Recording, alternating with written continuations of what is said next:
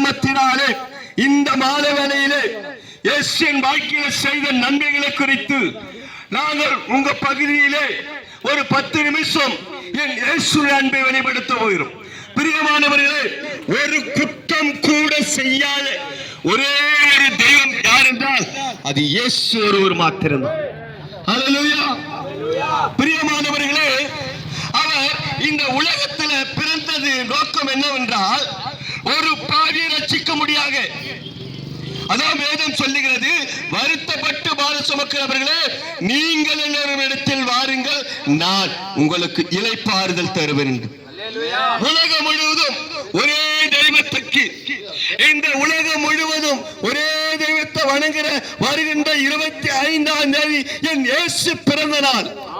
அந்த பிறந்த நாளிலே அவருடைய அன்பை வெளிப்படுத்தும்படியாக நான் ஒரு பாவியாக வாழ்ந்தவன், என் இயேசு எனக்கு பாவத்தை மன்னித்தார், அவருடைய அன்பை வெளிப்படுத்தினார். அவர் அன்பை நான் ருசித்தவன் மற்றவர்கள் பெற வேண்டும் என்பதற்காக தான் ரோட்டோரத்திலே வந்து நின்று கொண்டு என் இயேசுடைய அன்பை சொல்லிக் கொண்டிருக்கின்றேன். பிரியமானவர்களே, அவர் எதற்காக பிறந்தார் தெரியுமா? அவர் மனுஷனோடு எதற்காக வாழ்ந்தார் தெரியுமா? எதற்காக தன்னைத்தான் ஒப்பு கொடுத்தார் தெரியுமா? நீயே நானும் சுதந்திரமா வாழ்வதற்காக தான். நீ நானும் சுதந்திரமாக ஒரே தெய்வம். அவர் ரத்தம் சிந்தினார், அவர் தன்னைத்தானே ஒப்பு கொடுத்தார். அந்த தெய்வத்தினால் வருகின்ற 25ஆம் தேதி பாலகனாக பிறந்தார் என்று உலகம் முழுவதும் என் இயேசுவை கொண்டாடி கொண்டிருக்கிறார். மற்ற எந்த ஒரு தெய்வத்துக்கும் அந்த வரலாறு கிடையாது. ஏனென்றால் என் இயேசு ரத்தம் சிந்தினார். அவர் சிந்தின ரத்தம் என் பாவத்தை போக்கினது, எனக்குள்ள இருக்கிற வேதி சுகமடைந்தது. அந்த சுகத்தை பெற்றவன் நான், மற்றவர்கள் பெற வேண்டும். அதான் வேதம் சொல்லுகிறது, வருத்தப்பட்டு பார சுமக்கிறவர்களே நீங்கள் எல்லோரும் இடத்தில் வாருங்கள், நான் உங்களுக்கு இளைப்பாறுதல் தருவேன். அந்த இளைப்பாறுதல் உன்னிடத்தில் இருக்கிற ஆட்சியை வச்சு விற்று வாங்க முடியாது. நீ எதை கொடுத்து வாங்கினாலும் வாங்க முடியாது. ஏன்னா அந்த இளைப்பாறுதலும் சமாதானமும் இயேசுவிடத்தில் இருக்கிறது.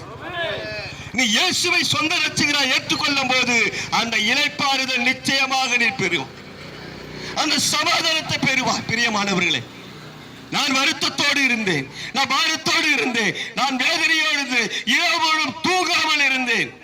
மரணம் என நெருங்கினது, என்னுடைய சரீரம் எலும்பும் தோலுமாக காணப்பட்டது.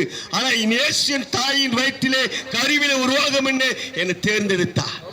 நான் பெற்ற வேதனை, நான் பெற்ற கஷ்டங்கள் அனைத்தும் இயேசு போக்கினார். அவர் இயேசு சுகத்தை கொடுத்தார். அந்த அன்பான தெய்வத்துக்கு எங்களுக்கு யாரும் பணம் கொடுக்கவில்லை, எங்களுக்கு அயலாற்றல் வரவில்லை. நானும் பக்கத்தில் உள்ள கிராமத்தில் உள்ளவன் தான். ஆனால் என் இயேசுவை நான் அவள் அன்பை பெற்றுக்கொண்டு இந்த கிறிஸ்துமஸ் நாளிலே நாங்கள் அநேக கிராமங்களில் போய் என் இயேசுவை குறித்து சொல்லிக் கொண்டிருக்கிறவன் தான். உன் வீட்டிலே ரட்சிப்பு வந்திருக்கிறது. இன்றைக்கு நான் சொல்லுகிறேன், பிரியமானவர்களே, இந்த ஒற்றியமாக்க பகுதியில் வாழ்கின்ற என் தேவ ஜனமே, உன் வீட்டில் ஒரு சமாதானம் இருக்கிறது, உன் வீட்டில் ஒரு ரட்சிப்பு இருக்கிறது, உன் வீட்டிலே ஆசீர்வாதம் இருக்கிறது. நாங்கள் எதற்காக வந்திருக்கிறது தெரியுமா? நல்ல ஒரு நற்செய்தியை கொண்டு வந்திருக்கின்றோம். இன்றைக்கு பணம் இருந்து மகளுக்கு திருமணமாக வேண்டும், மகனுக்கு திருமணமாக வேண்டும், ஆனால் நல்ல ஒரு வரம் கிடைக்கவில்லை. திருமணமாகி எத்தனை வருடங்கள் ஆய்கொண்டிருக்கிறது, ஆனா பிள்ளை இல்லாமல் வருத்தம். இந்த வருத்தமும் பாரமும் கஷ்டங்கள் கலந்து வாழ்கின்ற உலகத்திலே எத்தனை குடும்பங்கள் உண்டு.